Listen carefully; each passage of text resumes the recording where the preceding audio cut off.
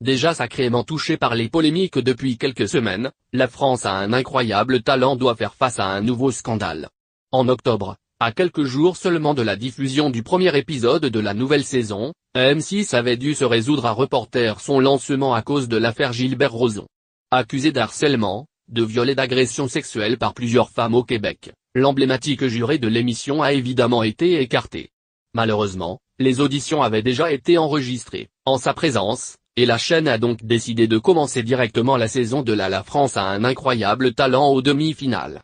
C'est d'ailleurs au cours de celle-ci que le public a fait la connaissance de Dan I, 17 ans, qui avait su émouvoir tout le monde jeudi dernier en chantant en hommage à un ami disparu au Bataclan le 13 novembre 2015. Malheureusement pour La France a un incroyable talent, un nouveau scandale a éclaté ce lundi.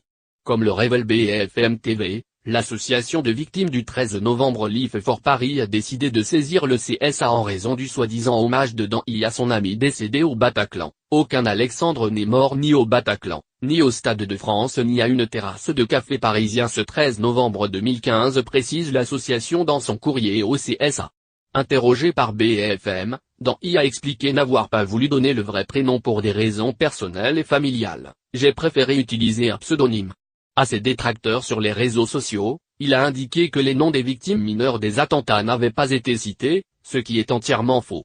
Ces messages ont depuis été effacés. Life for Paris a également mis en cause la production de l'émission, responsable selon l'association de n'avoir opéré aucune vérification avant de diffuser cette séquence polémique.